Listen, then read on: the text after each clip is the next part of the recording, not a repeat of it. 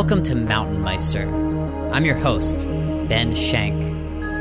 On this podcast, we explore ideas that apply to every single one of our lives by talking to people who experience those ideas in an extreme environment. It's once again going back to the beginning. It's answering your instincts, and your instincts will tell you to go on or go back. The important thing, I think, is always to listen to them. If you think about what it means, it's scary. You know? So for me, it's the same. It's scary on the beginning. Then you start to plan on it and just take piece by piece, and then you figure out there are solutions. So you know, maybe it's possible. Who are the MTNmeisters?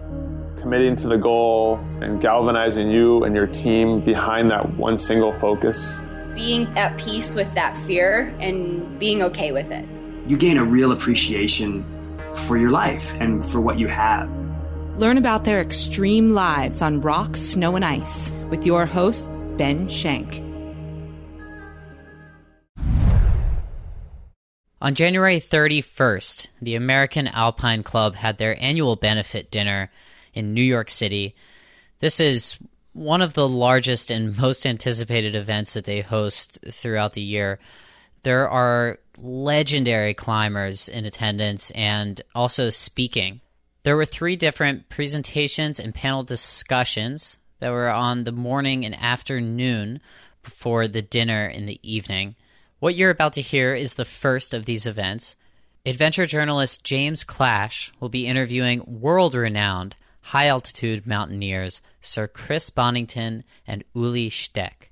If you would like to hear the other 2 discussions, one of which is a panel discussion on Mount Everest with notable guides and Sherpas, and the other is a presentation from professional rock climber Sasha DeJulian, you can go to our website, MTNmeister.com, where you'll find those episodes and also all of the 100 plus other MTNmeister episodes.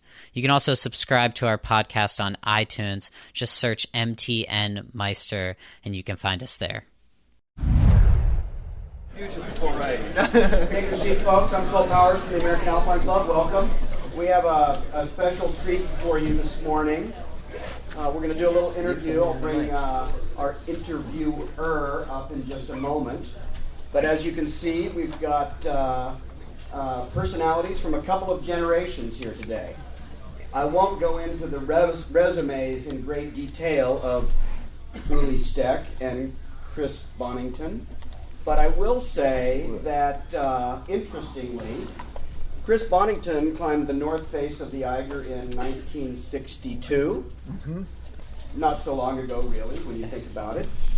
And then here a little bit more recently, in 2008, Ueli followed in his footsteps, did something similar in a slightly faster time. I think it was 2 hours and 47 minutes. How long did it take 3 you? 3 days to 1.5 hours. There we go. And I think we can do a similar analogy on Annapurna, where you were on the south face. Well, that took a couple of months. And Ueli took a number of units of measure, but those units of measure were hours, and there were 28. I'd like to bring up Jim Clash, a long-time and well-known author, Thank you, Phil. to run the show for us and have a little conversation with these great guys. Thank you.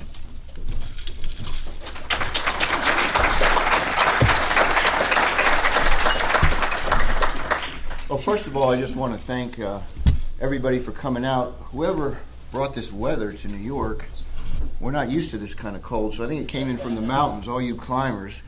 And also, I want to thank you all for coming out at 10 o'clock, because when we were planning this event, there was consternation about whether we should start at 10. People didn't think anyone would show up, and I said, I think when you've got Chris Bonington and Ueli Steck, they're going to come whether it's midnight or whatever. I think lot of you know me from the Explorers Club. I do something called the Exploring Legends series, where I interview people like Ueli or Chris one-on-one, and then we have audience questions afterwards. That's what I'm going to do today. It's unusual to have two people, but I'm sitting between them because I don't want any fights to erupt between the old guard and the new guard. So, but here we're going to talk about a lot of things, not just climbing, but I'm going to try to get personal with some of these guys. The first question I'm going to ask is to Chris, Sir Chris, and I've always wanted to know, Chris, how do you get knighted? What's the process? Sir Chris, did you know about it? Well, I think you never know about these things, and what happens is someone's rooting for you in the background, and I should imagine in my case it was the British Mountaineering Council, which is a bit like the American Alpine Club, but it represents all the clubs in Britain. And they would actually put up a proposal to this invisible body that's, in fact, in 10 Downing Street. It's the honours thing is political as opposed to the gift of the Queen. And so they decide then what honours they're going to give. And the recipient, you get a letter that turns up, in my case, it was sometime in the autumn, saying, would I accept a knighthood? Well, it'd be churlish to refuse, wouldn't it? But you didn't know. It just came in the mail. It just comes in the mail, yeah, and I knew absolutely nothing about it at all. And I said, yes, please. And then they have a whole series of ceremonies through the year, because they give out about 400 or 500, and there's different levels, and it's usually, in fact, the British Empire, that you can be a Knight Commander of the British Empire, Commander of the British Empire, going down to a member of the British Empire. And, of course, we haven't really got an empire any longer, but don't let that worry you. And, but when you get a knighthood, you can get, levels of... England, we are a class-ridden kind of hierarchical society. And the level, and I'm just a plain knight bachelor. And that's at the absolute bottom, whereas if you're a knight commander of the Bath or something like that, that's much grander. So anyway, you arrive at Buckingham Palace, and there's about probably 100 people who are going to get an honour that day. And you go in kind of order of precedence, so the knights come first. And I remember I had three of us who were getting knighthood. And one was a general, and thank goodness he went in first, and it was the Prince of Wales, Prince Charles, who was actually giving him out that day. He shares it with his mother. And you kind of walk in, and I remember I kind of hesitated. I'd clean forgotten what I was meant to be doing. And then Prince Charles, very nice, and he kind of just get a little fat.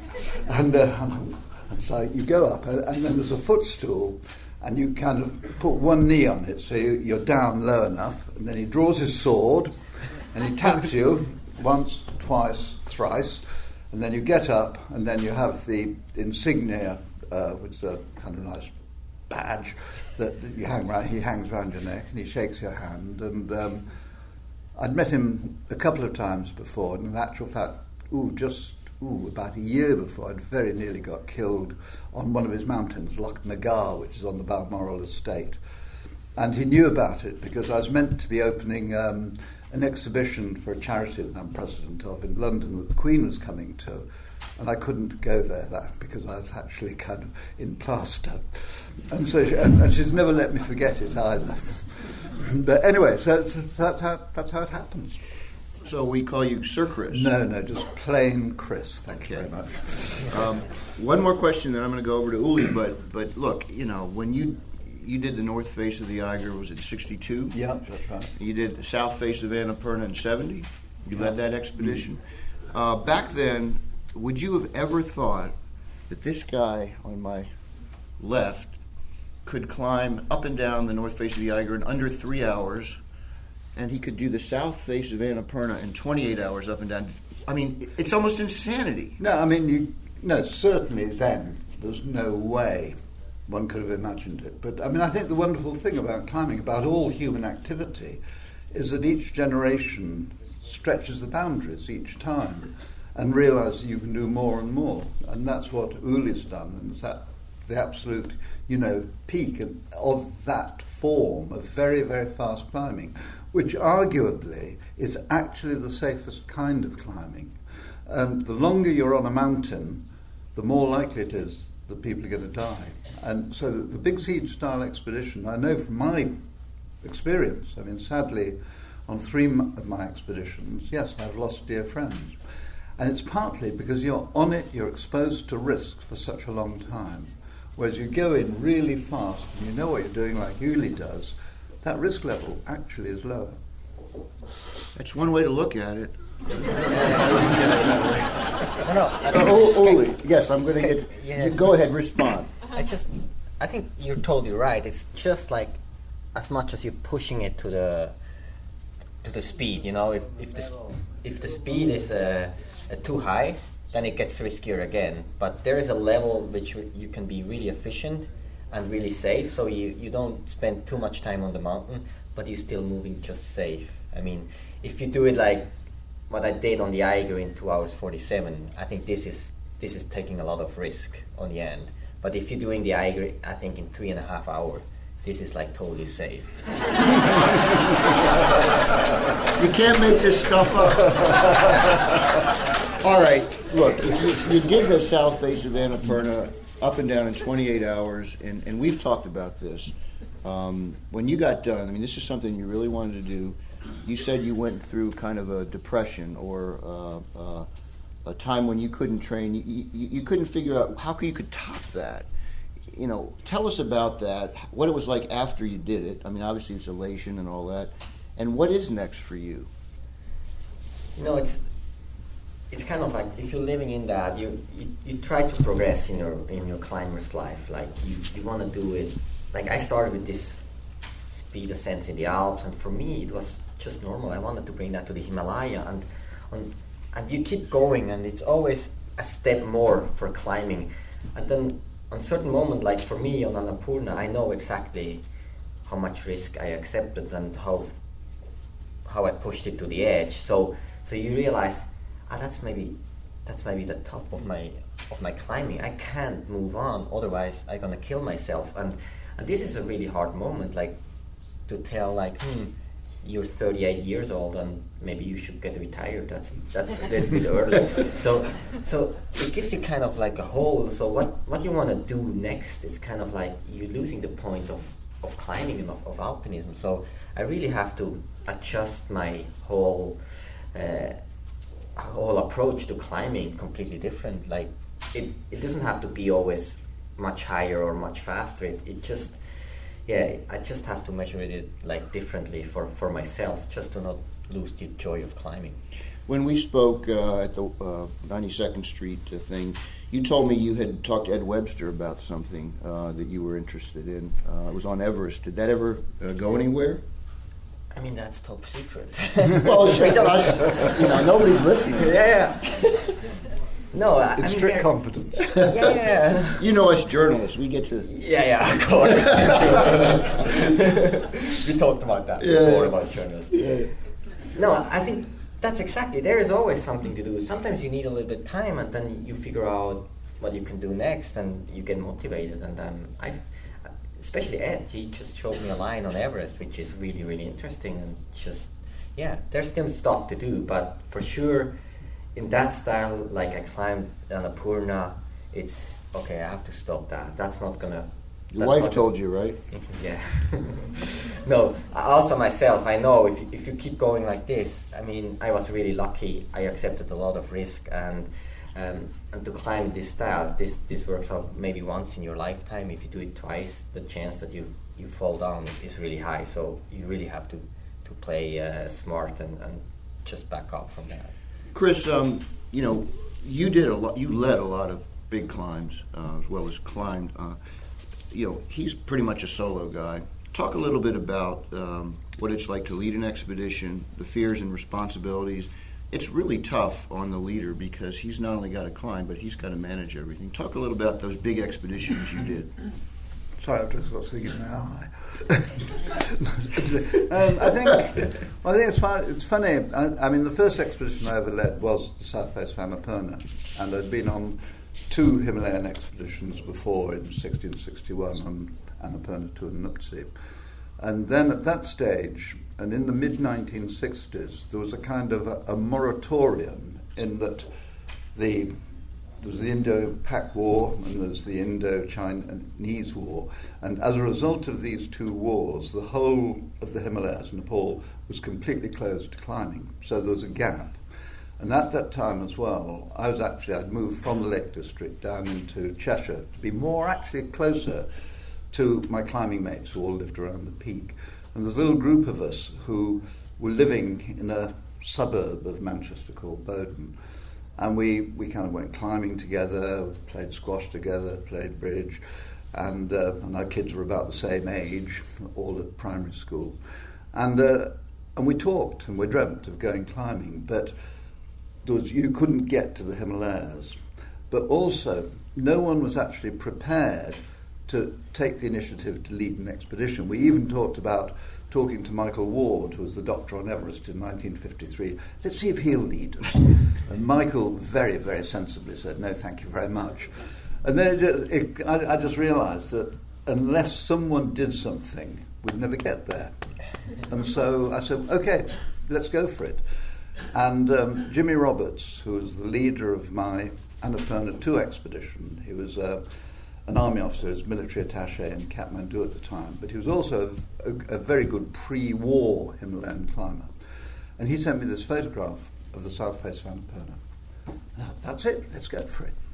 And we did it entirely on that one photograph. And then it kind of just took off.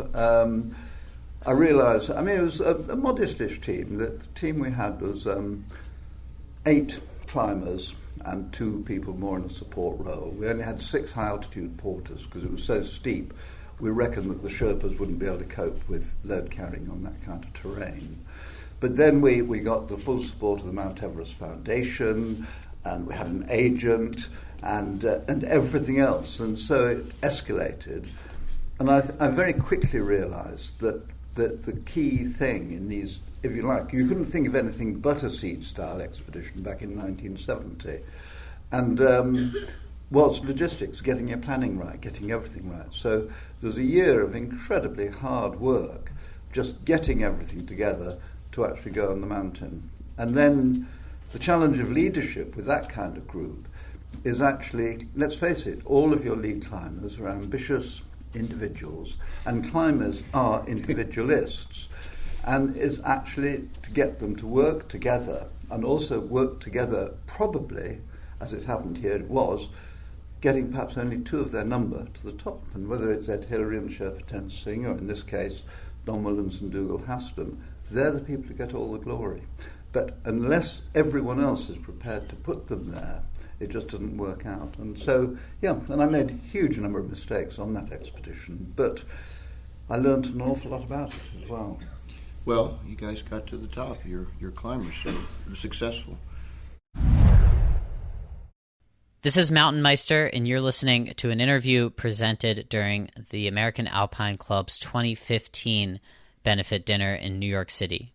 If you like interviews such as these, we have a library full of 100-plus episodes with some of the top athletes in rock climbing, mountaineering, ultra running, and more.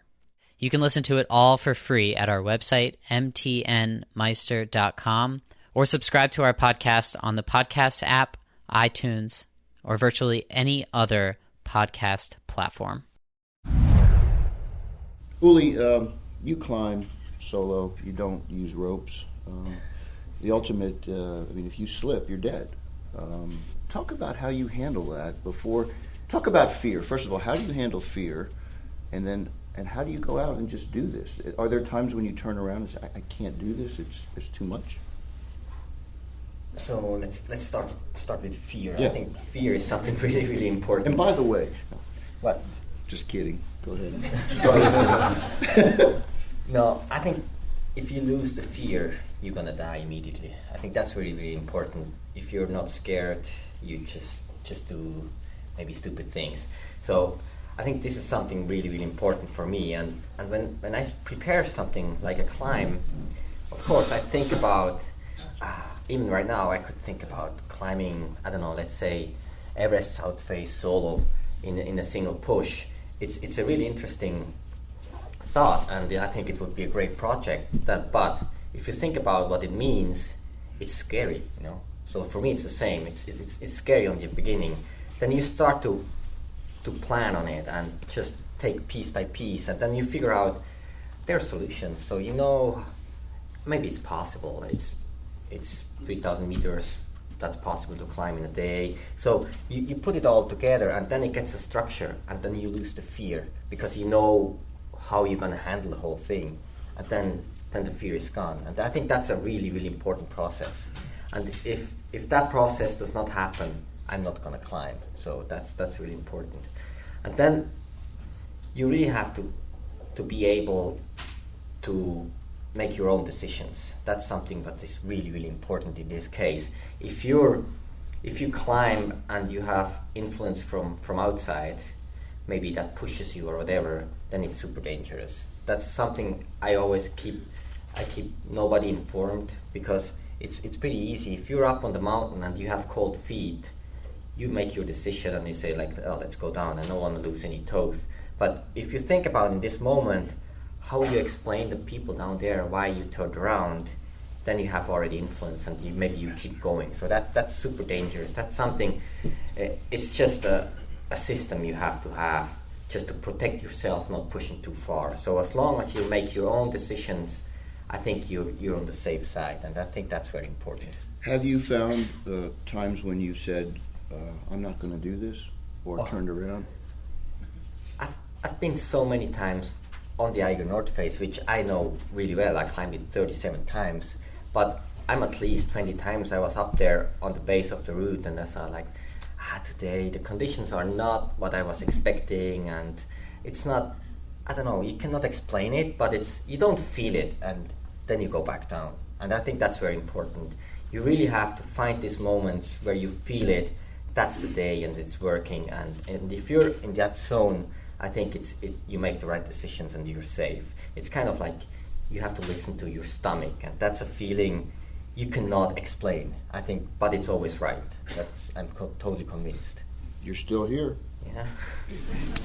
Chris, to you, Sir Chris, fear. How do you deal with fear? And well, I think it's very similar to Ueli. I think one of the really important things is never ever climb with a fearless person, because it'll get you killed. And so and one of the important things as well is getting that balance between having the determination to push on, but also of knowing when to turn back.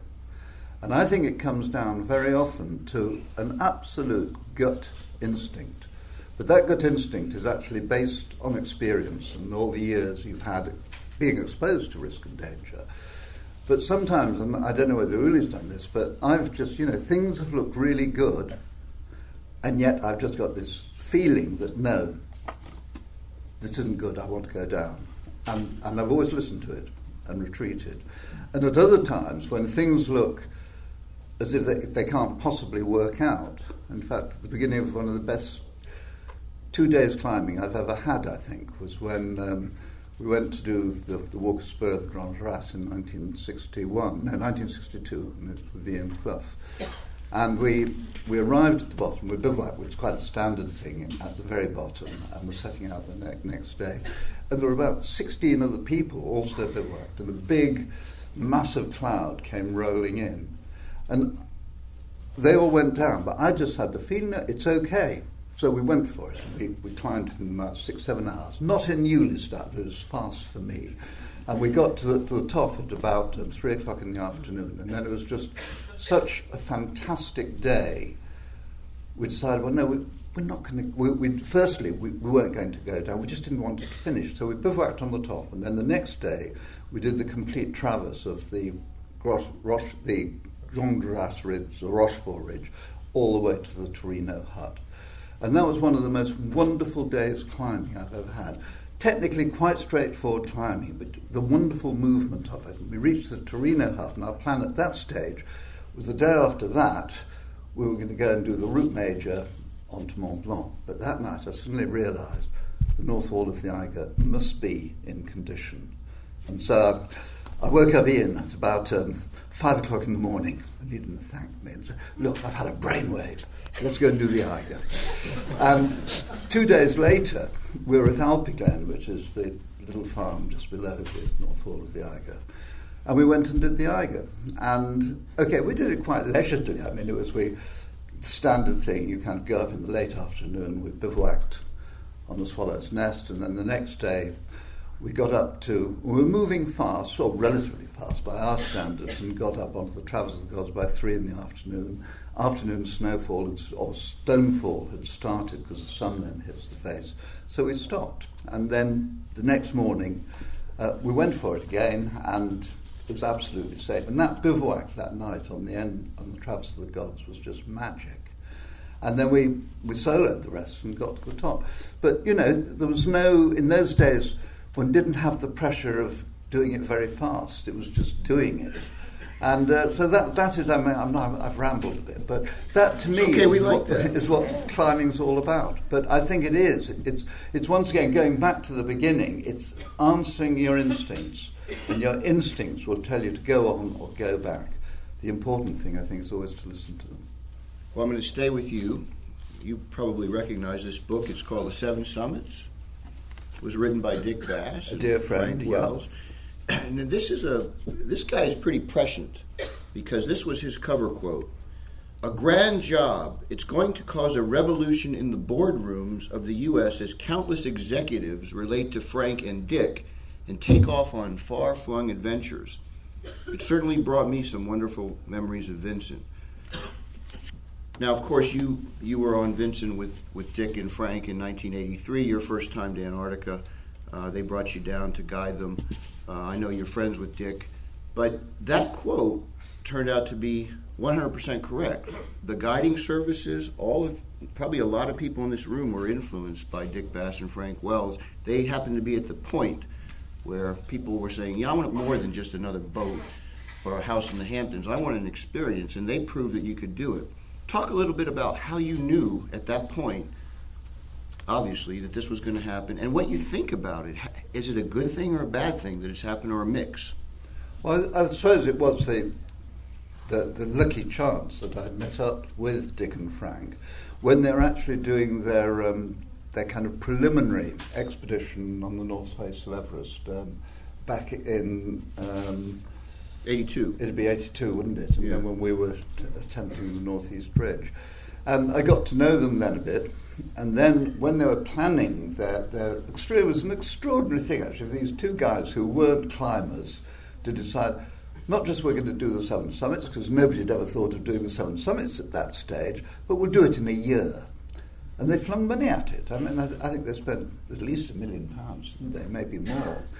But the biggest problem of all, to a degree, was getting into Antarctica, because at that time, the governments, whether it was the British Antarctic Survey or the American equivalent, were very, very firm that they did not want to have these scatty adventurers wandering all over Antarctica. Still don't. And Frank and Dick asked me along, not to be a guide, but they thought I might have influence with the British Antarctic Survey to get refuelling facilities at Rothera, which is a base on the Cumberland Peninsula, and they needed that refueling to get to actually Vincent itself with their plane. I failed. I didn't manage to persuade them. They were nice enough to take me anyway, and there was just two of us who were going to, look after them, and I suppose be semi-guides to actually take them up. But that's how it all started. But I think just seeing that these two rich guys were actually also, they were employing guides in a Himalayan circumstance. And then, of course, in 1985, when Dick finally did get to the top of Everest, in effect, it was David Brashears who guided him to the top with a small group of Sherpas. So that was the start of it. And I suppose, I'd forgotten all about that, but I suppose, yes, I had seen the possibility. Did you invest in that possibility? No, I've never wanted to be. I'm an awful guide. I mean, on Vincent, it was. I still feel a bit guilty because, unfortunately, Frank, he was he was the president of Disney, but he was the clumsiest man I have ever climbed with. We heard that. And but anyway, the day we went for the summit, it was a very cold day and a bitter wind. And I suddenly noticed that Frank's nose, it was absolutely, he had a huge conch of a nose, and it was white. And I could put my hand on it, it was absolutely frozen solid. And so I told Frank, I said, look, I think if we go on, you won't die, you'll get to the top, but you might lose your nose. And he decided he wanted to keep it. So motion pictures, you got to have, So he turned back, and then Dick was an absolutely lovely guy, said, gee, Frank, well, if you're going down, I'll go down with you. But to me, when you're just 300 or 400, 500 foot maybe, below the top of a mountain, and it's a walk to the top, I said, well, look, do you mind if Rick Ridgway and myself, if we just go to the top, but don't worry, we'll just make sure we've got it in the bag, and then we'll stay with you and make sure you get to the top later on. And they agreed to that, so I don't think very willingly. But and then we went off, and then Rick had been doing a trip in New Guinea just before this, and he picked up a horrible bug, so he faded. And so I found myself going to the top of Vincennes all by myself. And it was the most fantastic experience. I think one of the great experiences I've had, which was mixed with huge guilt that I left all these characters behind, an immense satisfaction just standing there on the top of Antarctica, and there's no sign of them, there's no sign of anything. And I think, well, I'm sure there's lots of people who've been up to the top of Vincennes here. It is a very special place. And then obviously they went up later and they made it. And they made it, and I went down. I kept my promise. I mean, Frank Wells was absolutely convinced that this was a dark kind of English Machiavellian plot to actually stop them getting to the top. But I actually kind of I had to go down back to the plane because it was a matter of keeping them supplied. And Giles Kershaw, the pilot, and I then ferried up supplies to them. We left them in a safe camp until at last the weather improved, and they got it. They went to the top. Ueli, I know there are all kinds of schools and camps about speed climbing and everything, but you explained it very well to me when we last spoke.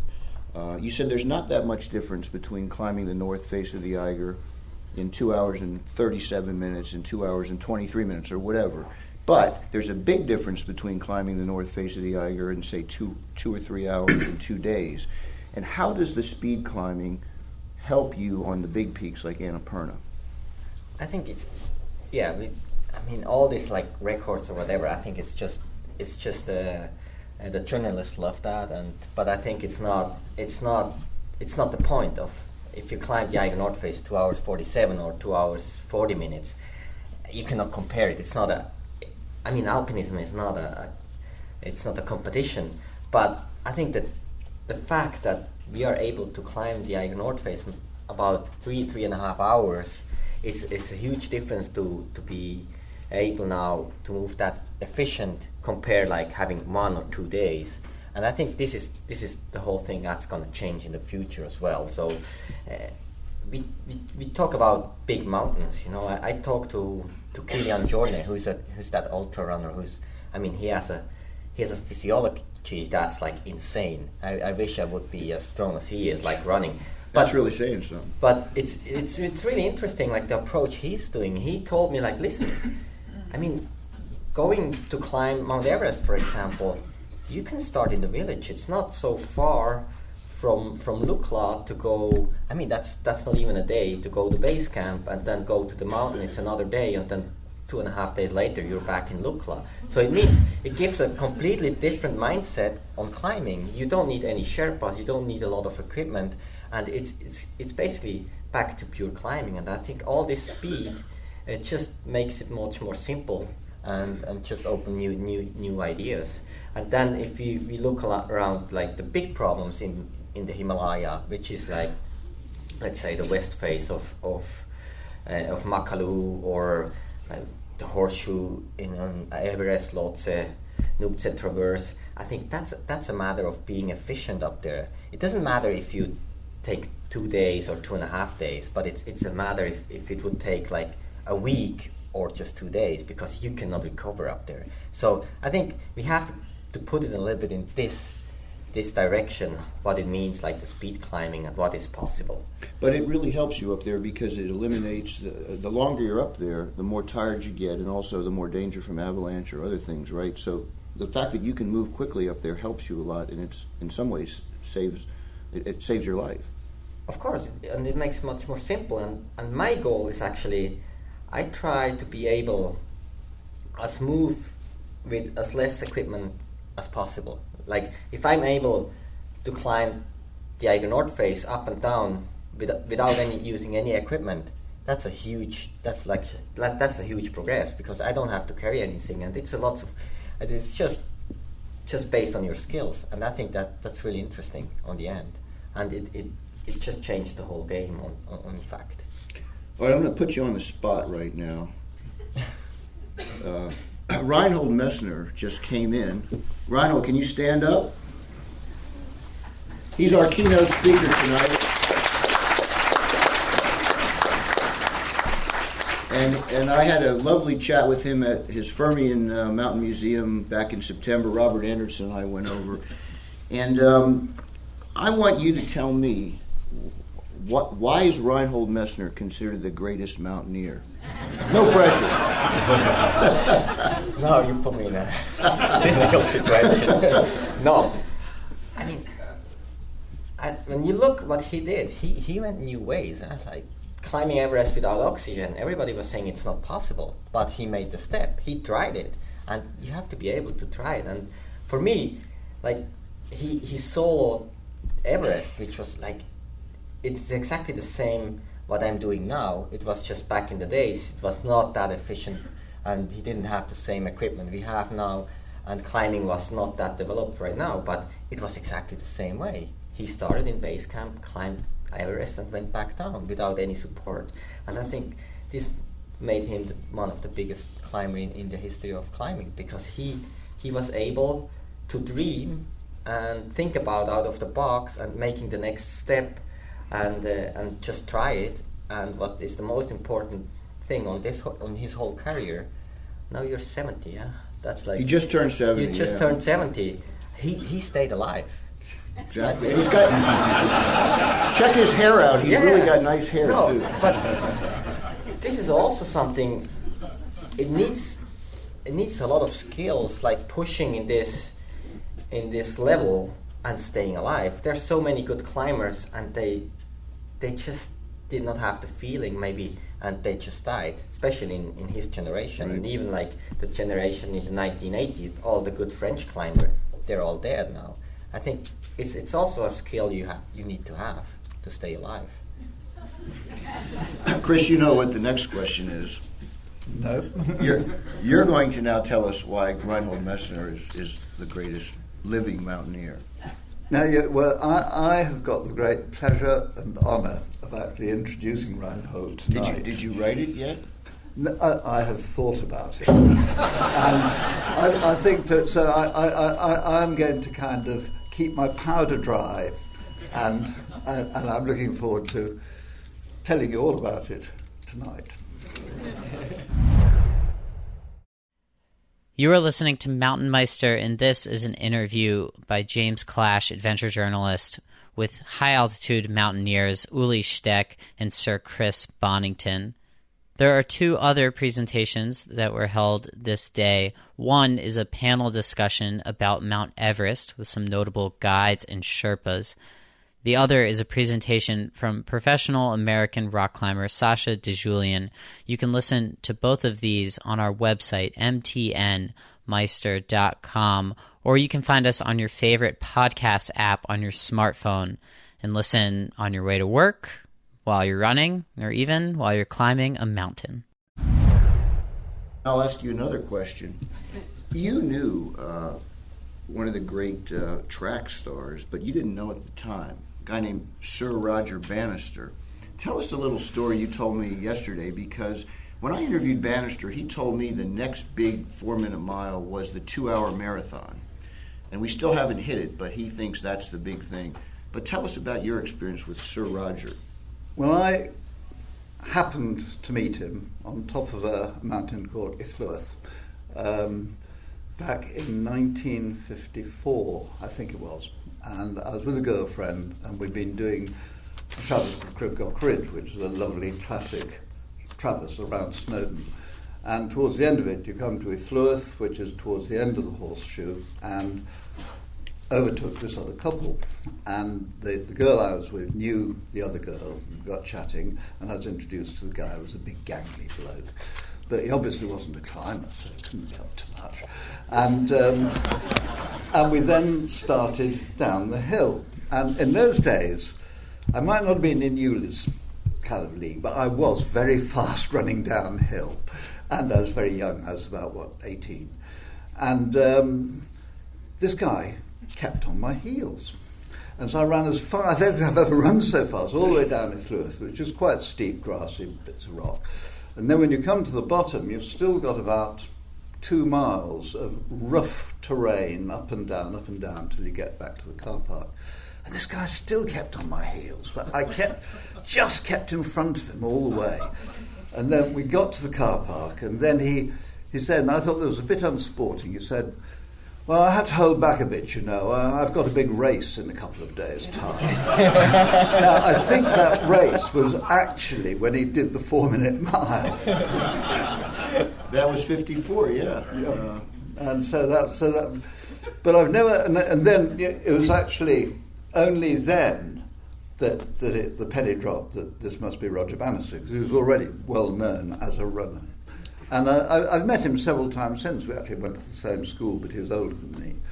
And he's never admitted this. I've reminded him, said, didn't we have that race? And he said, I can't remember. Very cool. Well, one other thing, you told me once you interviewed Neil Armstrong. That took me 12 years to get him to give me 4 questions, because he didn't do many interviews, but you got a nice interview with him. Tell me a little bit about Neil, and what was that like? Well, I was actually researching a book that I wrote. It's a book actually that I found the most satisfying I've ever written. And through that I met Reinhold for the first time as well.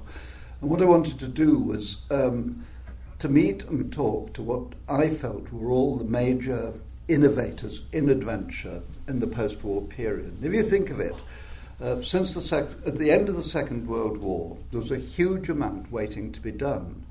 None of the 8,000-metre peaks had been climbed. The South Pole and the North Pole had been reached, but they'd never been traversed. There's so much going on. And to me as well, part of this great adventure had to be reaching the moon.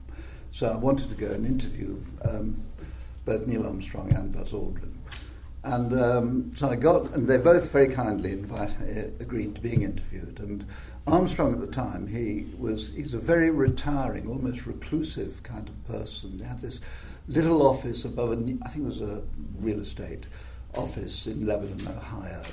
And as I went in, and there he was sitting in this little office, and there was kind of music playing in the background, and he just seemed like another kind of businessman, and my heart dropped a bit.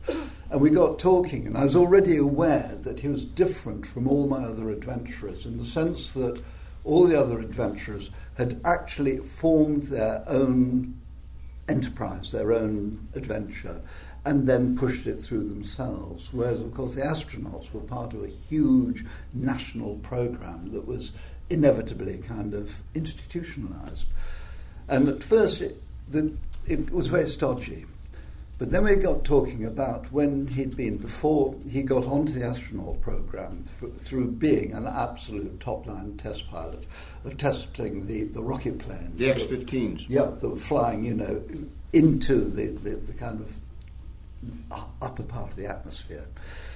And he started talking about trying to find the envelope of possibility. And he was pushing it to the absolute limit as well. And I suddenly realized, he is an adventurer. He is doing exactly the same thing as you and I do, but admittedly in a slightly more structured way. And I came away from that interview with a real big buzz. A buzz? Yeah. No pun intended. Yeah, I was impressed by it. All right, I'm going to put you on the spot. I want you to ask Ueli Steck a question that you've always wanted to ask him, and pretend like there's nobody here. No. But there must be something you'd like to ask Ueli that would elucidate I think, well, gosh, that is a challenge, actually. It's simply because I think that, partly, I'm hugely impressed with what you do, but I think I understand, I think each of our generations have got to go that far. And I suppose, one question is, do you think, as you get older, as I have, and you actually get to the point where, you can't go on getting better and better, and that's if I assure you that kind of in your 60s and going into your 70s, you go worse and worse. And so how do you think you'll handle the progression of age? Would you, some sportsmen actually give it up altogether and go and do something else, or do you think you'll just carry on climbing, or what? I think I love climbing too much, so I will go on climbing, and I think that's the nice thing on climbing. You can go on, but I can't go on this level I've done like 5 years ago or 10 years ago. That's over. That's normal. I'm 38. I don't have the same capacity anymore with my body, but it's nothing wrong with that. You just have to accept it. And I had a period where I really was scared that I'd completely give up climbing when I cannot progress anymore. But I'm thinking I'm over that now, and I accept it, and I get inspired to see now all the younger generation, like what they take out of maybe little steps I have done, and how it's progressing, and it's really interesting. And I'm pretty sure like the whole alpinism will change a lot in the future, because people start really like to train for alpinism, and there is a lot of potential to do. And I think it's just nice to see that, and you have just to take yourself not too important in life, so then it's easier to accept that. Right. 38. Oh. Well, you've got at least another 40 years. I don't get it. Okay, now the opposite. You ask Sir Chris something that you've always wanted to ask. Yeah, he mentioned it already, like a little bit. How I think it's really interesting how you like organize such a big expedition. The organization is something I can understand, but how you manage like the individuals to work together, that's something for me, like it's kind of, I don't know how you did that back in the days. And I remember like the two guys who went for Annapurna, they went with all the cargo, they barely make it to the mountain. For them that must be really frustrating, and how you deal with all these characters. Like on the end, that you're not like, on the end you had like two guys on summit, and they were the big heroes, and then you have all the stuff behind, and how you manage that they still go and drink a beer together afterwards. Like that's kind of... It's like herding cats. Yeah. It is a challenge. But no, I think it's actually, I think to be an effective leader, I think you have actually got to be quite manipulative. And it's a matter of knowing what you can ask people to do. And one of the things you learn very quickly, and I think this applies to business, to armies and whatever, the moment you actually order someone to do something that they don't want to do, you've lost it. And you've actually got to find, and with climbers, you don't even begin. So it's a matter really of knowing what you can ask people to do. And say on the south face of Annapurna, I knew that my two strongest people were Dougal Haston and Don Willans. And they just naturally kind of moved to each other. And I let that happen because I knew they were my best bet for actually getting up that mountain. But I had to give everyone else a turn out in front and every pair out in front. But right in the middle of the expedition, there was a real crisis because we were stuck, we weren't making any progress, we were running out of time. And it was the turn of some of the other guys to be out in front at that point. And I realised that they weren't going to get there, and I had to somehow get Don and Dougal up. In actual fact, I'd actually worked a really nice way of getting them up without making a fuss. And then Don, who was kind of, he really put his foot on it every single time and said, those are the buggers. They're not making any progress at all. This is over the open radio now. I think it's high time Dougal and I went straight up to the top camp. And I agreed. I think I had to. And, of course, then all hell let loose. But I managed to persuade them. But it is a matter of knowing the support climbers. You've got a group of climbers, but they actually do, even though they won't admit it, will, if they respect the stars within their team, they will actually get behind them. And so it's a matter of knowing what you can actually ask people to do. And the biggest sacrifice of all was Ian Clough, because we had a big crisis. The boat that was carrying all the expedition gear had broken down in the middle of the Indian Ocean, and so that our gear was 6 weeks late in arriving in Bombay. And somehow we managed to scrabble together enough stuff to get started. And then I had to ask Ian Clough, brilliant climber. I mean, he'd been with me on the North Wall of the Eiger and in Patagonia. But I knew I could ask him to do anything, because he was that kind of person. And so he went back to Bombay and accompanied all that gear right the way across India to get it to us as quickly as possible. And it's knowing the people, I'm afraid, who are prepared to make sacrifices, and you've got to use them. So you're a real psychologist. I think any leader's got to be. Yeah. Ueli, I always ask this question of people. When you got to the top of Annapurna, which is, kind of like Neil Armstrong getting to the moon, what were your feelings? Was it relief? Was it, oh my God, I got to get down? Was it exaltation? What was it?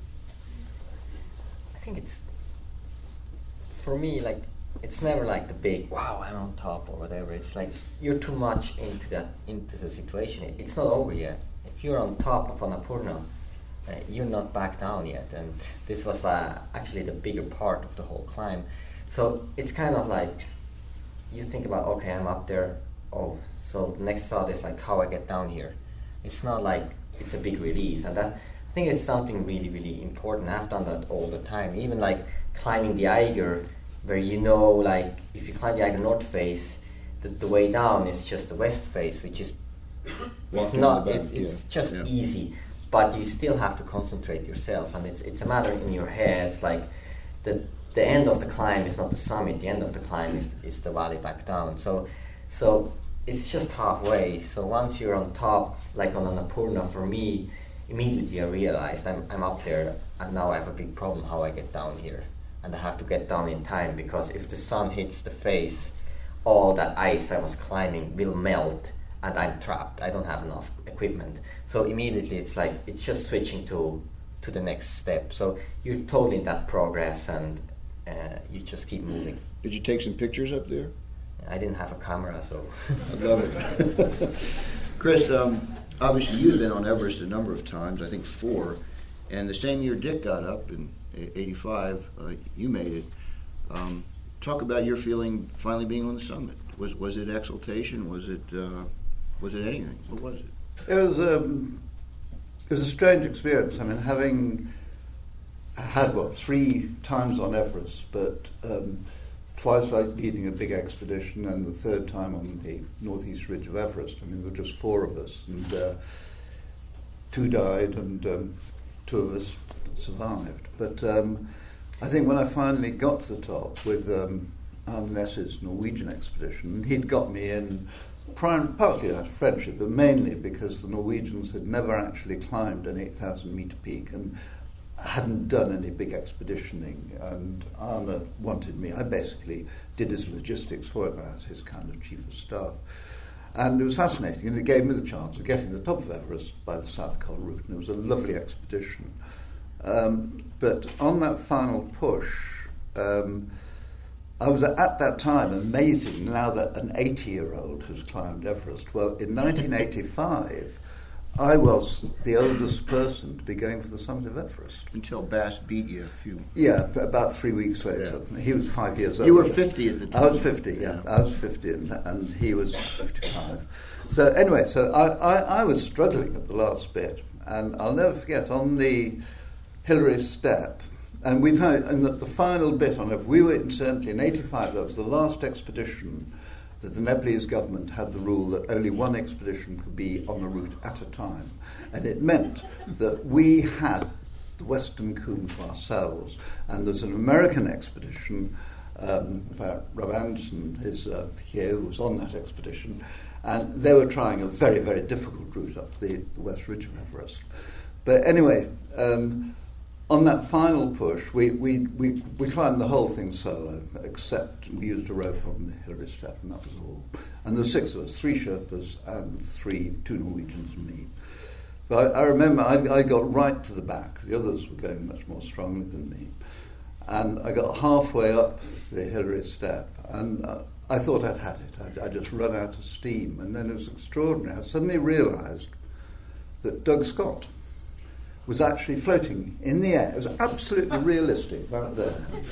And he was just quietly talking me up it. And he did. He talked me up the Hillary Step, and so I got to the top, he vanished.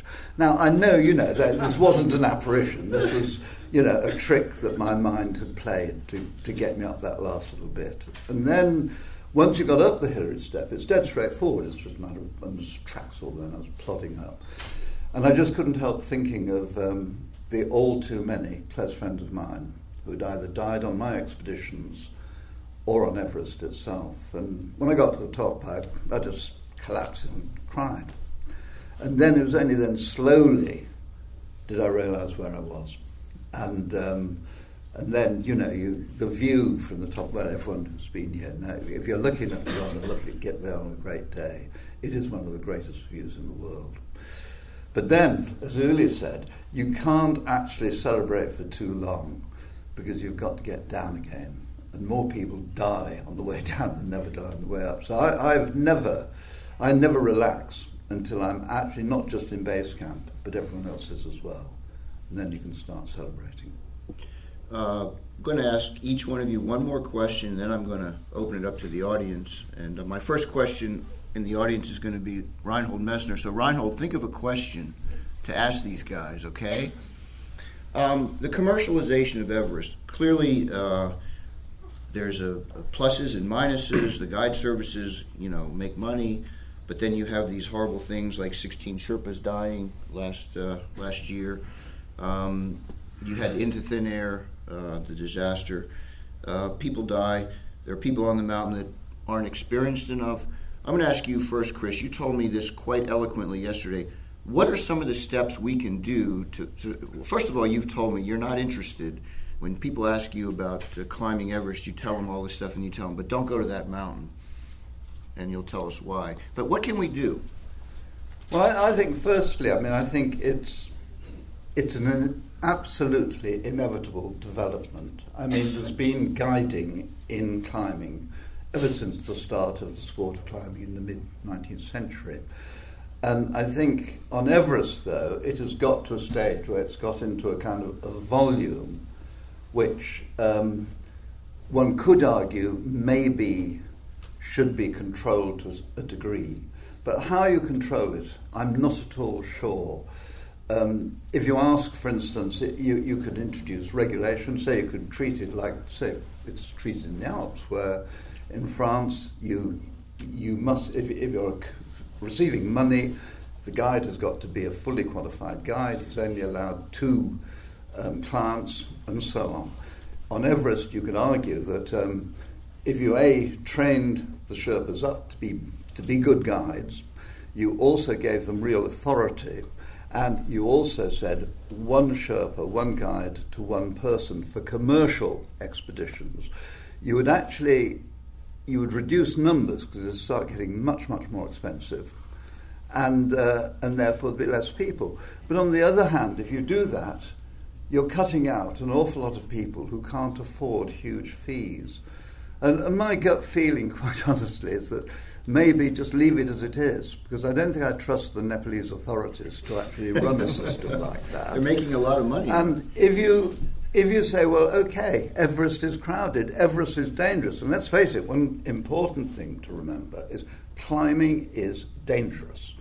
And I think everyone who sets out on a commercial expedition should understand that.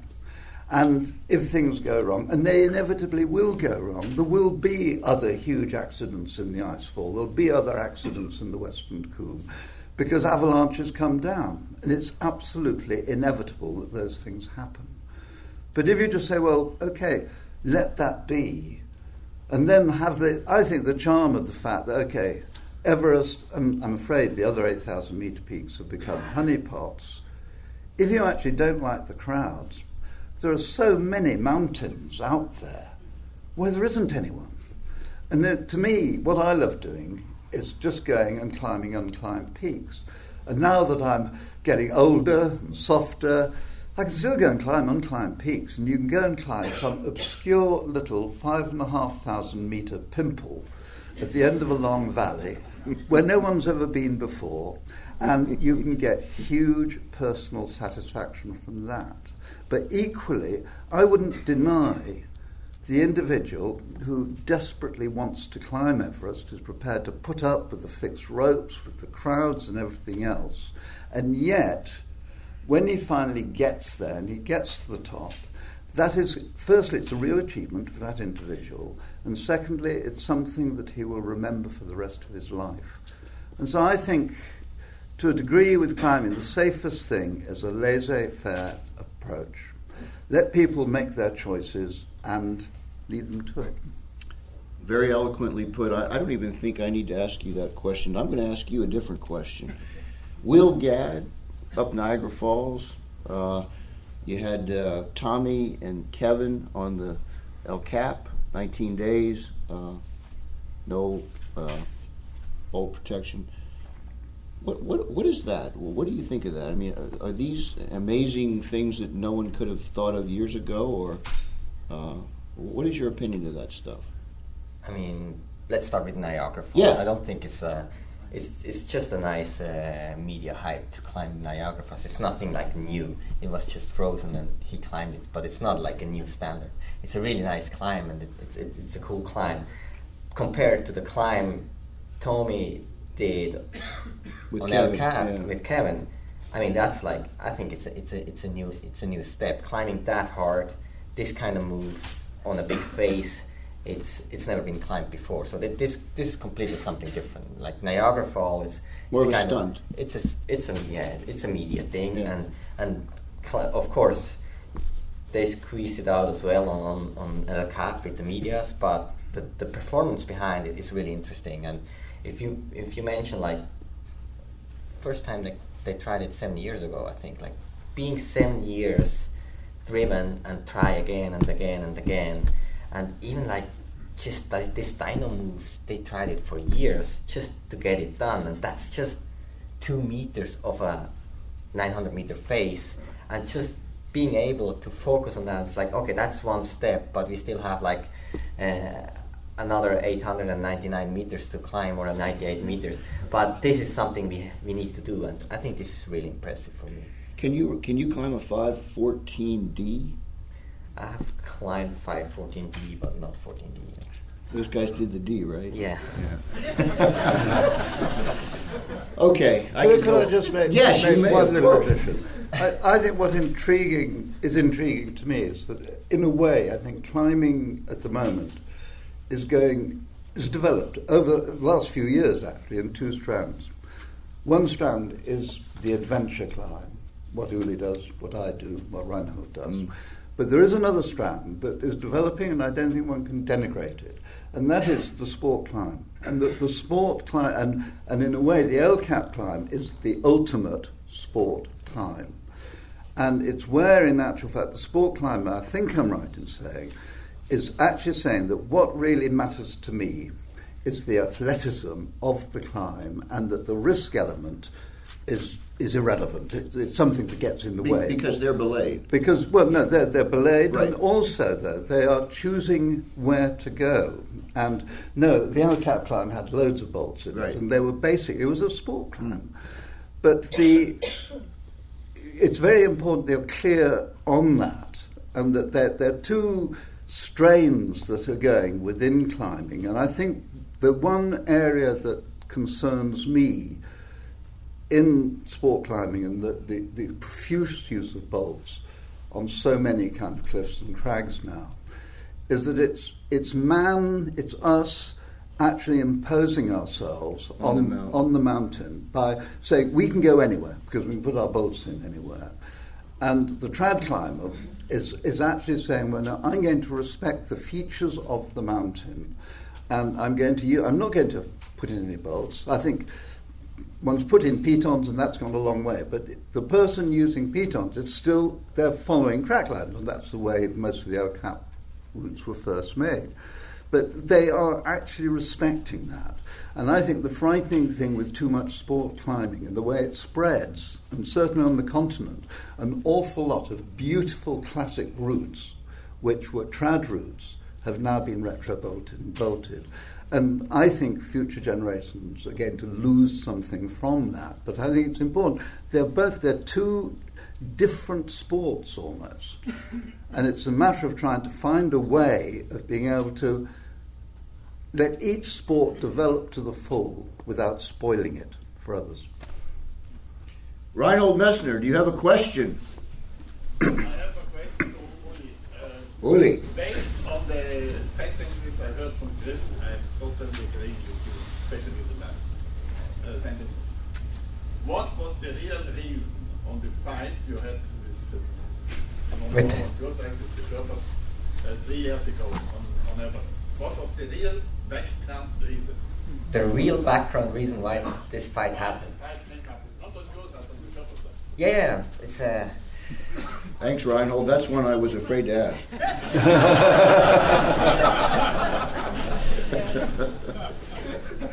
So the question was, what was the real reason about this fight on Everest in 2013 between me, Simone Moro, and the Sherpas? The real reason, I don't really have like an answer for it, but I think the problem is like Everest is a really, really commercial mountain, and there is a lot of money involved, and a lot of people want to have their piece of the pie now, and everybody's protecting his own part of the pie. And the situation was, me and Simone, we wanted to get climatized on the normal route, which we had a permission for it, and we wanted to climb the West Ridge and the Hornbein Couloir and then traverse to Lhotse Face, but we were just climatizing on the normal route for that moment, so we didn't want to climb the normal route. That's to be clarified. And the situation was the fixed ropes were not on place yet, and so the Sherpa still had to put fixed ropes on in the Lhotse Face, which is totally fine for me. But this is a ski slope. You don't need every fixed rope, so I can go up and down there like I want. And we had to go climatize there, so we were early. And that was exactly the day the team was fixing the ropes up in the Lhotse Face. And we started climbing to get to Camp 3, which Denis Rumko and Alexei Bolotov left us a tent because they were a night before sleeping up there, and they left us a tent just to sleep high up there. And somehow the Sherpas didn't like that we go up there, and they felt like we cannot go up the mountain. And my standpoint was like, I mean, if we go like 200 meters beside you, I mean, we're not going to affect your work, and we just stop at Camp 3, so just do your work and let us doing our work. And somehow they did not like that and did not accept that, and then it gets some discussion about it, and it's on YouTube. It's on YouTube, and it's kind of insane. But like the main reason, it's really hard to say what is really the problem. Like, why cannot be everybody individual on the mountain? So they're not official rules. If I have a permission to climb Mount Everest, there is no rule on that permission that I have to wait until the Sherpas are up there, or I have to wait until the team from the others are on summit, and then it's my turn to go. So I think this is kind of a big problem on that mountain. It's just too many people up there. Do you have a follow-up? I mean, yeah. I think because I'm not in the position to make it. Now, I think generally that the young Sherpas are trying to get the market in their hands. Yes. But this was not the beginning of this fight. I think that the problem was that you crossed the icefall, yes. You used the infrastructure done for the commercial expedition, and the Sherpas, the young Sherpas, they felt now we have a possibility to discuss this whole thing.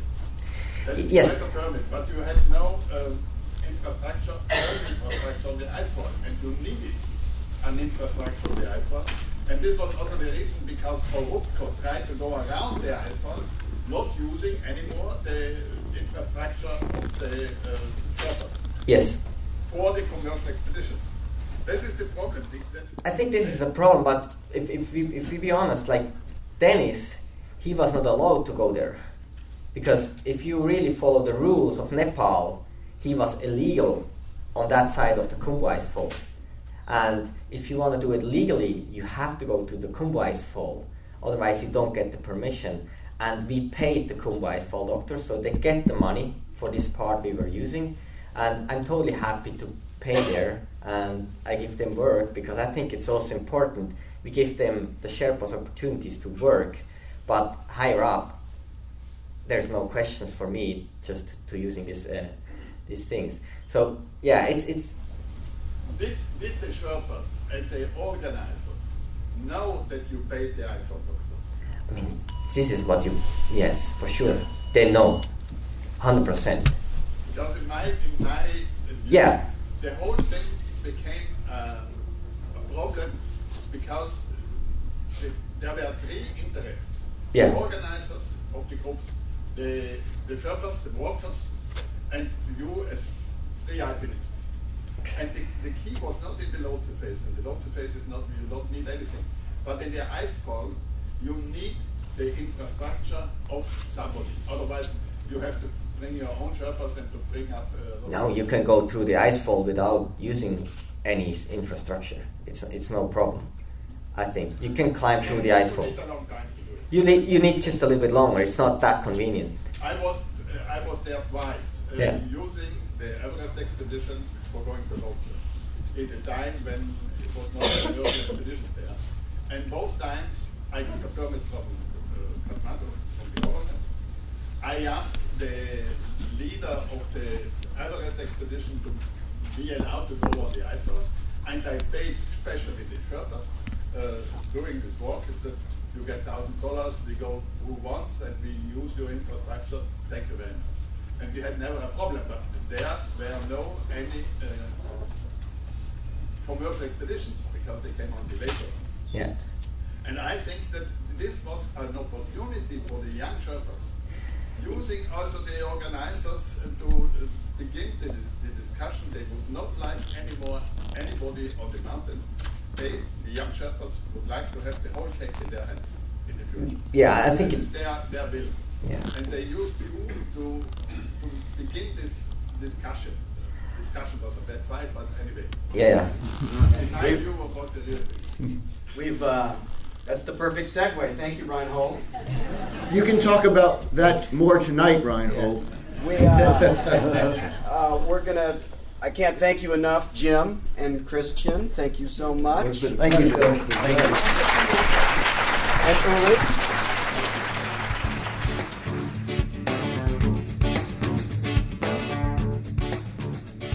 Hello, everyone, and thank you for tuning in to this episode of MTNmeister. That was an interview at the 2015 American Alpine Club Benefit Dinner Weekend. Plenty more where that came from. Go to our website, MTNmeister.com, or go to the podcast app, or SoundCloud, or Stitcher Radio, or wherever else you'd like to listen to podcasts. They make your commute to work or your skin up a mountain that much better. If you're interested in learning more about the American Alpine Club, go to their website, AmericanAlpineClub.org. They explain all of the benefits of being a member